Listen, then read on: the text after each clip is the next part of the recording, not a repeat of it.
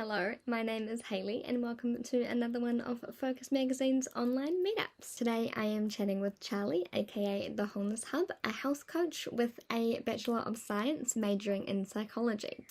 Charlie helps women from all over the world come back to themselves and their wholeness. Today we will be chatting about healthy habits, how to make them, and what stops us from developing great habits. So let's jump into the conversation with Charlie. So what kind of habits would you recommend during these times? Amazing. So from person to person, this is really going to vary in terms of, I guess, like I said before, how right now you're coping with the current circumstances. If you have kids, if you don't have kids, if you're studying, what your work schedule is like. And also as women, we operate, if you have heard of cyclical living, we operate on a 28-day cycle, not like a 24-hour clock. So also how you feel at different times of the month is going to be really different. So recommending to do like a HIIT workout every single day. I'm sure a lot of you will resonate when you are at the beginning of your menstrual cycle. That is really not what you feel like doing. So a few things that I would recommend, I love covering, I guess, mind, body, and soul. So the first one that absolutely everybody can implement is not going on your phone first thing in the morning or the last thing before you go to bed at night. I have always shared this with clients, but particularly during this time when there is a lot of noise, right? So much noise. And I know if I jump on my phone first thing in the morning, it does really impact how I set myself up for the day. Something that you see may upset you or trigger you in your social media feed. So allowing yourself that space in the morning and at nighttime to try and get a nice rest as well and just sit with your own thoughts, not everybody else's, and that overconsumption. The other thing is some type of movement for yourself.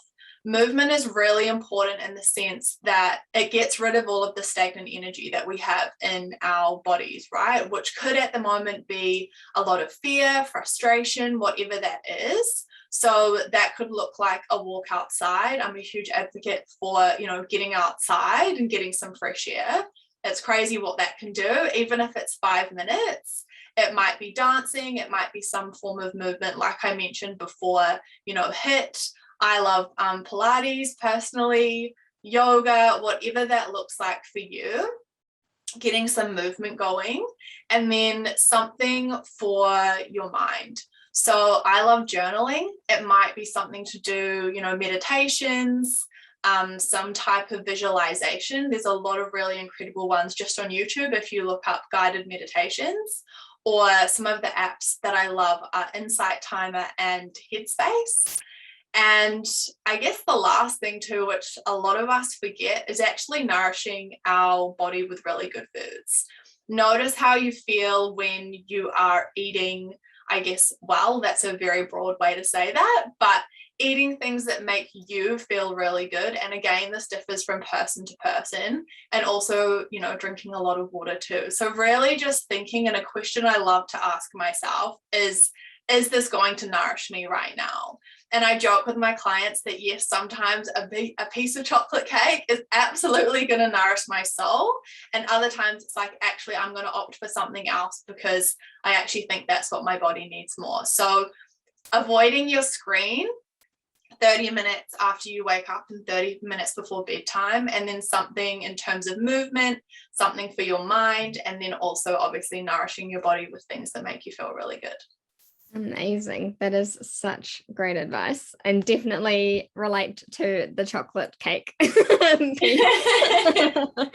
think that's relatable for a lot of us right now. So why do you think that it is hard for most of us, to stick to healthy habits? Firstly, I guess, like I mentioned with social media, there's a lot of comparison in terms of what is good and what is bad in terms of habits. So there's a lot of comparison there, and beating ourselves up when going for a walk for us is really incredible. But then we see somebody else doing all of these things, and instead of showing ourselves that love and compassion, like, oh my gosh, I'm making progress, and celebrating that, it is, I guess, that comparison. And I know with clients, there is, I guess, that 100% kind of mentality. If I'm not doing everything 100% perfect, then it's not working. And so we give up, right? And that's, I guess, why I love to say about the 1% better every day, or take one step. Because even if you have done 5 minutes, if you've done a minute sitting in meditation, or you've started journaling, that is so much better than not doing anything at all. So really celebrating yourself for what you are doing. A lot of us really lack trust in ourselves too, and we don't connect to our greater vision and why for why we're doing something. And it's that mentality of, oh, I have to do this, instead of I get to do this and this is why I am doing it. For me, I don't necessarily want to not go on my phone first thing in the morning. I definitely do not always feel motivated to get outside and do my movement or sit down and do my journaling practice. But I know that for me, like Charlie a month from now is really going to be grateful that I took that time to do it. And like I said, it's not always something, I guess, that you feel like doing, and you may not stick necessarily to your 20 minutes or your half an hour, but having that greater vision for why you're doing something, why is it actually important to you to nourish your body, and really coming to that yourself. For me, it's important because I operate at a way, I guess, a completely different level. When I nourish myself with those foods, I feel completely different. My energy is different in all sense of the meaning. And that's why it's important to me. Same with my journaling practice. It really supports my mental health and my mind and how I'm able to show up for clients. So really connecting to your why and developing that trust with yourself too.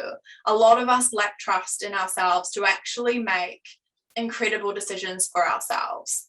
We flex our trust muscle by sticking to our word. So continuing to do those practices builds trust within yourself. So those are a few reasons. We could probably sit here for an hour chatting about the psychology behind all of the reasons we don't stick to things. But those are, I guess, a few simple ones. And one of those may have resonated with you. And so it's sitting down and going, okay, cool. How can I connect to why it is I actually want to do it, and shifting that I have to I get to, and celebrating yourself for what you do. Perfect. Well, I feel like you just answered my next 3 questions. Well, my next one was, if you other than what you've already said, but do you have any tips for helping new habits stick? I love the 5-minute rule to begin with, because even for me and absolutely my clients, if you say to yourself, I've got to go for an hour run, and again, listen to that language, I've got to, I get to go for an hour run today.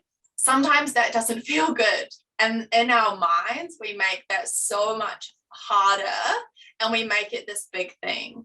So saying to yourself, I'm going for a run today, and giving yourself 5 minutes. No doubt you're probably going to go for longer than 5 minutes, but if you don't, you've still committed to that. And like I said, you're building that trust with yourself. I also love habit stacking. So things like, if you're wanting to introduce gratitude into your life, you might do that while you're getting ready in the morning, while you're putting your makeup on or doing your skincare, doing your hair. Same thing with meditation. Something I actually love doing is having a meditation on while I do my skincare, to make it a really mindful practice, particularly in the morning. And for people that have really full lives, I love using full, I guess, in terms of busy, instead of busy, sorry. And I know that a block that comes up for a lot of people is I don't have time. So make things work for you. Like I said, it's not about what everybody else is doing beside you. It's what is going to work for you. So habit stacking and finding things that work for you. It might be listening to something in the car on the way to work.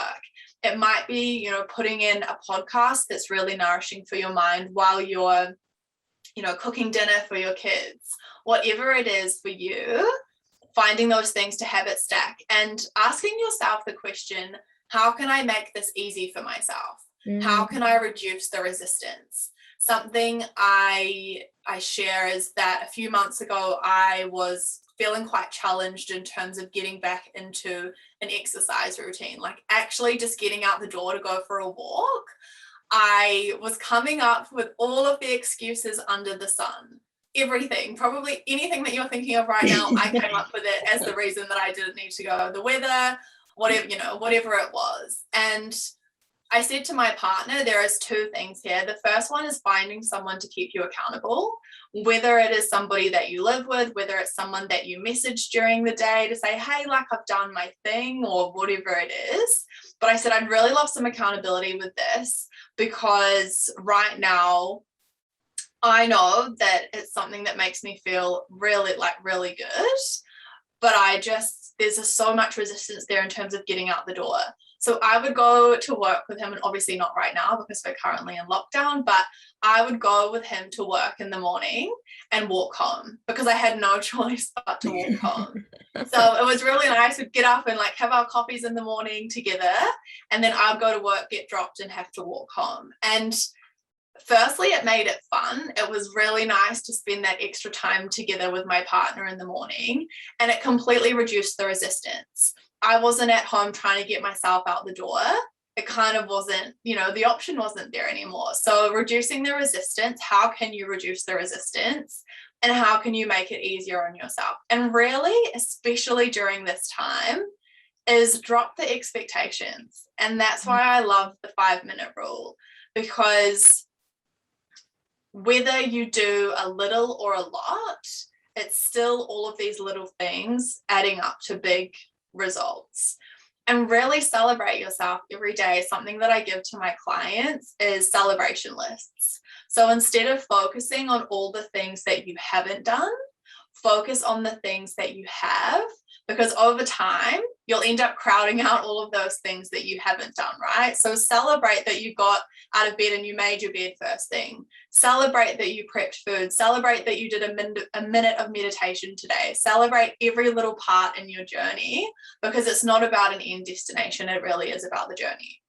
Absolutely. Something that with, I guess, that 1% better every day, if you were writing a book that was 365 pages long, if you wrote a page a day, within a year, you'd have your book.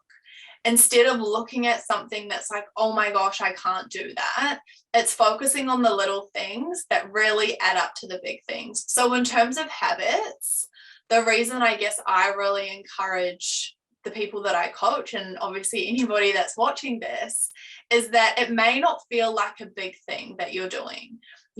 Meditating for 2 minutes a day, you may go, well, what's the point of that? Actually, how much that is over a month, over a few months, over a year, it does really add up. And for me, I really love focusing on, as women, we run on a 28-day cycle instead of a 24-hour clock. Being able to focus on things that at any day that you wake up, you can still commit to. And again, it's that building your trust with yourself.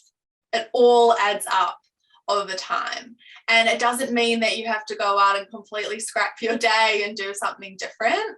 The reason I actually love habits is because they are those little things that you can implement every single day. And I know that for some, it is like the breathing for 5 minutes before they get out of bed. It might be making your bed. And all of those little habits, I keep repeating this, but they add up to the really big things. So I guess, the reason that I encourage habits is because they are literally added up. They do equal a big result. Amazing. Well, that is all my questions for you. Thank you so much for your time. And we appreciate you telling us how we can help ourselves implement healthy habits. So thanks, Charlie. Thank you so much for having me.